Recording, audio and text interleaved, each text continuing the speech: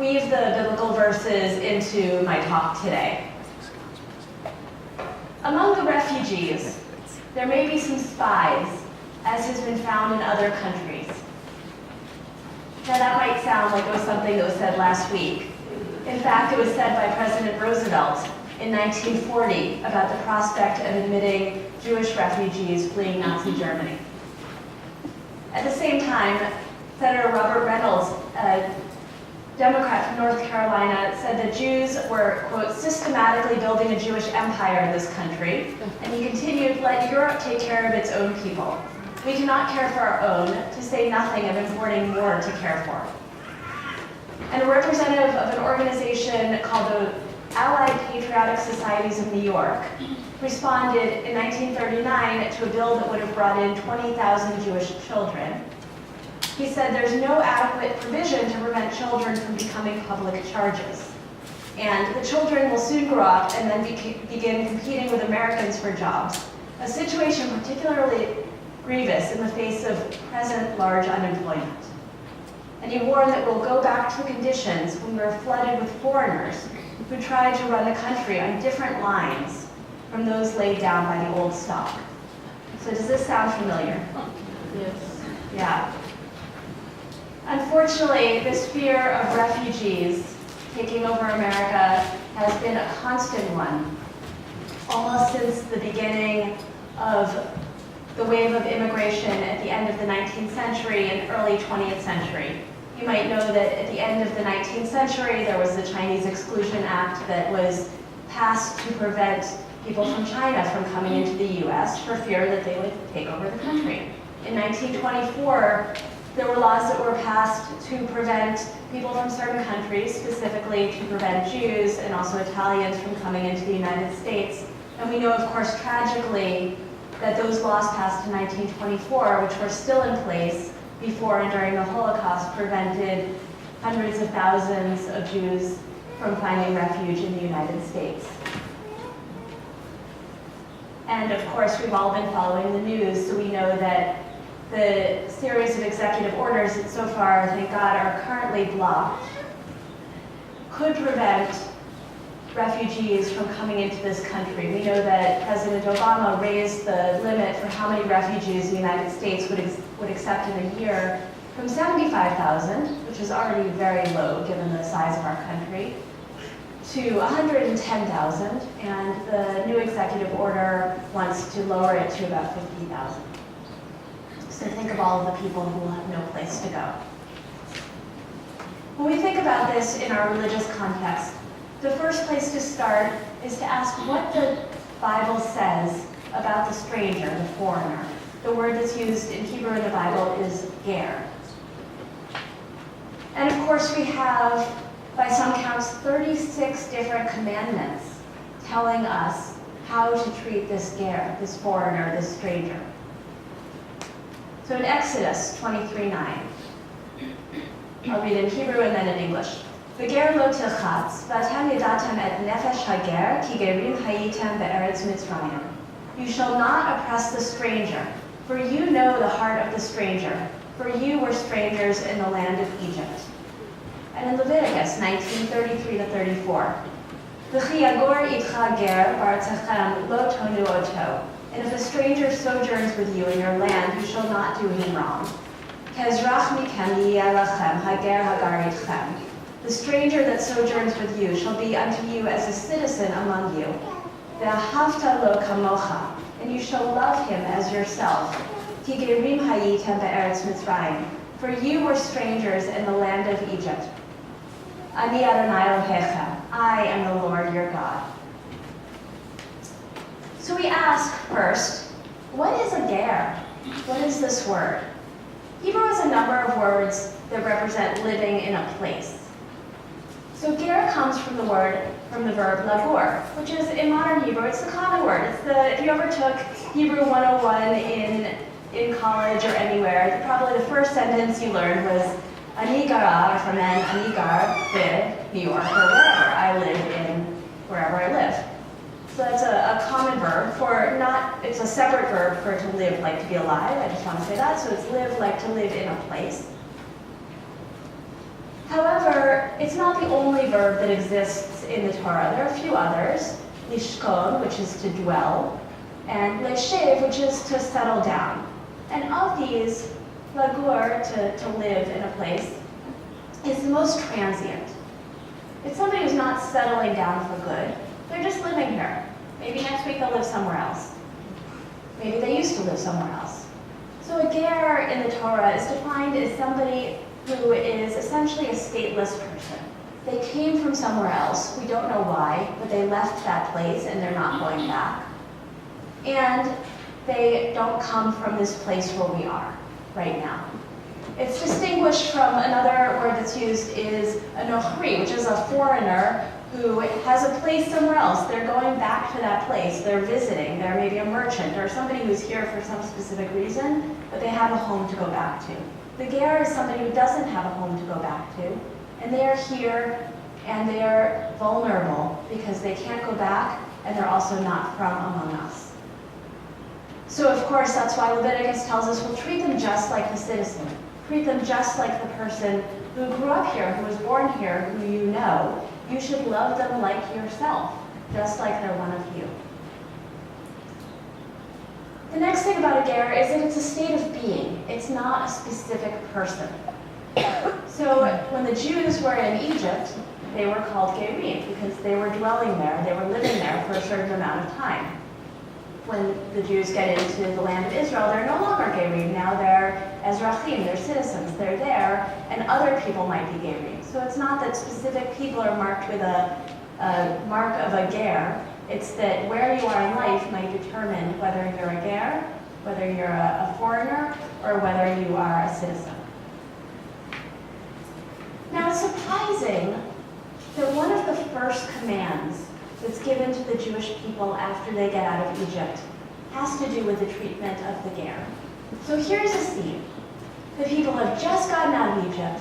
They have just crossed over miraculously, they have just crossed the Red Sea.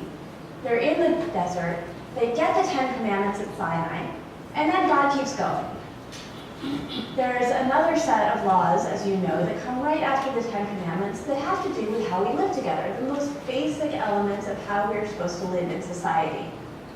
So after the thunder and the lightning and the everything, now it's, let's get real. How are we supposed to live together? And one of these first commandments is the one that I started with in Exodus. You shall not oppress a stranger, for you know the heart of the stranger, for you were strangers in the land of Egypt. They were strangers in the land of Egypt, 40 days ago, right? It's not that long ago. They don't have to be reminded.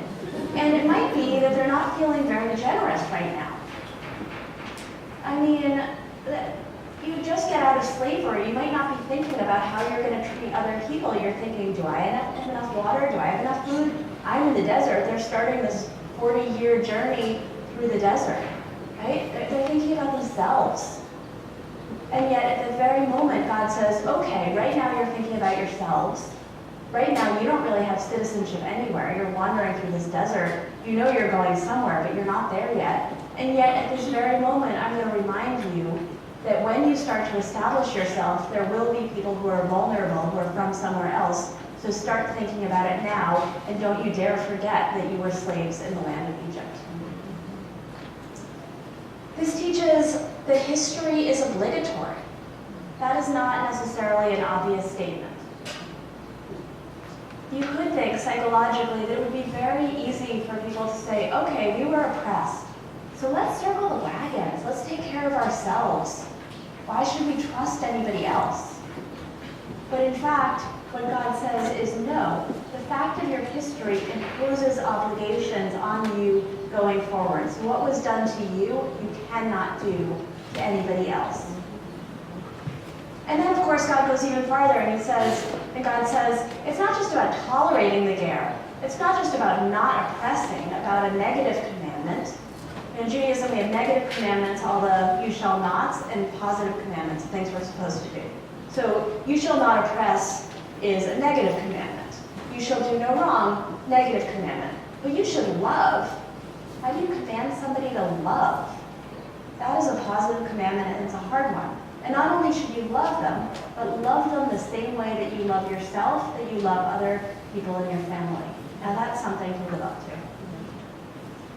One medieval commentator, the Rabbi, Nachmanides, explained this, and he said, "You know that every ger feels depressed and is always sighing and crying and always directs his eyes toward God.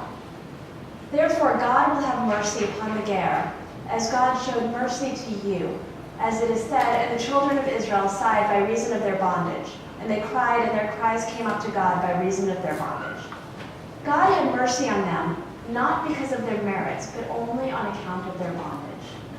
So that's important. God had mercy on them not because of their merits, not because they were so great, but because they were suffering.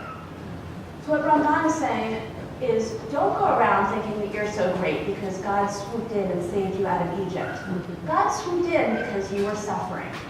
And you, therefore, understand how depressed and miserable and how much the ger is and how much the ger is crying. And you better protect them, because otherwise, this is a very thinly veiled threat, and it gets even stronger. Otherwise, God is going to swoop in and save them because, again, it's not like you were so great, it's just that you were suffering. And the Ramban also says, "You shall not wrong or oppress the ger, thinking that none can save him from your hands." Who's going to protect this person? He's got no family, no community. We don't understand this person's language. We don't even know where they came from. I can do whatever I want with this person. And then Ramban says, because it has God speaking and says, God says, "I save every person," and now he quotes Psalms 35, "from the hands of those who are stronger than they." So if you think that you can oppress this ger, God in fact is going to come in and save that person.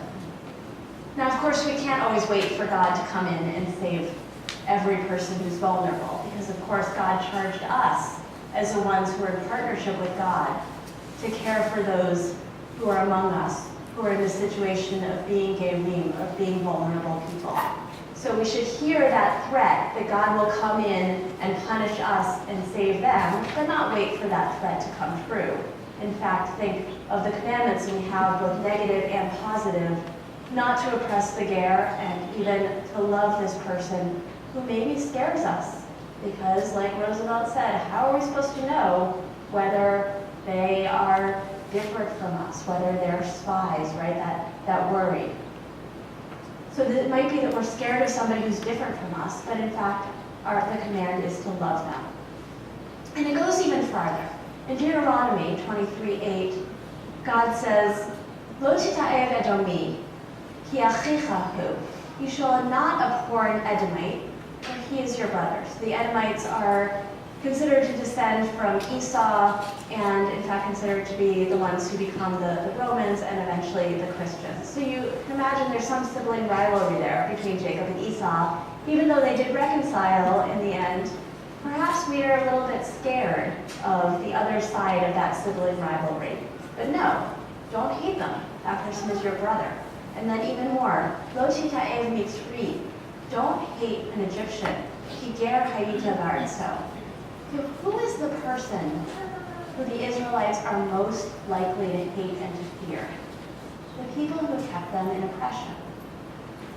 Right? But don't hate the Egyptians. Of all the people in the world, the people you're allowed to hate are the Egyptians, right? They oppressed us, they enslaved us for hundreds of years. Why can't we? Okay, we'll love everybody else, but why can't we hate them?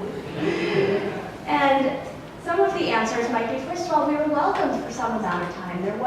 Remember that the Egyptians did enslave the Israelites, but before that they saved them. When Joseph came and then brought his family down to Egypt, they were saved because of the food that was in Egypt, because Pharaoh and the Egyptians shared their food with the Israelites and gave them a place to live. So it's very likely that the rest of Joseph's family, except for him, would have just died in Canaan. And Joseph wasn't particularly connected, so he would have just become an Egyptian. We wouldn't have had the whole story. So it's true that another Pharaoh eventually came who enslaved the people, but for that first amount of time, the people were able to live. The Jews were able to live in Goshen. They were protected, and they had food, and they were saved from the famine. So So don't forget that. Don't let that be blocked out by the hundreds of years that came afterwards. And second, perhaps we have to acknowledge that the Egyptians themselves were in a bad situation. Remember, it was Pharaoh who enslaved the Israelites. And the other Egyptians seem to have gone along. We didn't see a big rebellion, a lot of people standing up as allies with big signs, right? We protect our Israelite friends or anything like that. That said, remember that the Egyptians themselves were enslaved to Pharaoh during the famine. That was the only way that they were allowed to survive, that they were able to survive. They sold their livestock, they gave away their money, and then ultimately they sold themselves to Pharaoh. So they were in a terrible situation, so perhaps they didn't have a lot of room for empathy toward others who were in even a worse situation. And third, perhaps God is also warning, don't think that you didn't learn anything in Egypt. You were in Egypt for hundreds of years. You picked up something of the culture. You probably picked up something of the attitude towards strangers. So don't think that there's no Egypt inside of you, because it's there. It could come out at any time. Don't put your energy into hating the Egyptians. In fact, hopefully put your energy into extracting that aspect of Egypt from you, getting rid of it, in order that you can fulfill the commandment to love the stranger and the refugee. As some of you might know, about 6 weeks ago, I was one of a group of rabbis organized by Trua, the organization I lead, which mobilizes a network of about 1,800 rabbis across the US and Canada to protect human rights. I was one of a group of 19 rabbis that we organized who were arrested in front of the Trump International Hotel protesting the first version of the executive order that closed our borders to refugees and to immigrants from a set of Muslim countries. We got a lot of press, the New York Times, CNN, it was very exciting. A lot of attention to what we had done. And the question that people kept asking is, well, why did you do that, right? You can protest. Why did you go out and do civil disobedience knowing that you would be arrested? And our answer was, first of all, that it was important for us to, in a very small way, put our bodies on the line. To say that we're willing to take a very small risk. I don't want to overestimate the size of this risk, because really getting arrested for a small act of civil disobedience in New York City when the police knew that we were rabbis, we were white, there's a lot of privilege there. We knew that really nothing bad would happen. But we said we have to take a little bit of a step to put ourselves on the line. And also at the same time, it's very clear to us, and we said to anybody who would listen, that what we did was absolutely nothing compared to the risks that refugees are taking to come here. Right? We all know that nobody leaves their country under dangerous circumstances if they can stay. Nobody puts their child in a boat unless the water is safer than the land. Right? Refugees who are coming here are not coming because they just think that America would be nice, because they want a better job. A lot of people do come here, of course, looking for better lives and better jobs for their families. And that is also important. People aren't coming because they want to ruin America, right? They're not coming because in the language of 1939, that they want to run the country on different lines from those laid down by the old stock, which is, of course, the charge that gets leveled against every new group of immigrants and refugees. People are coming because they're desperate.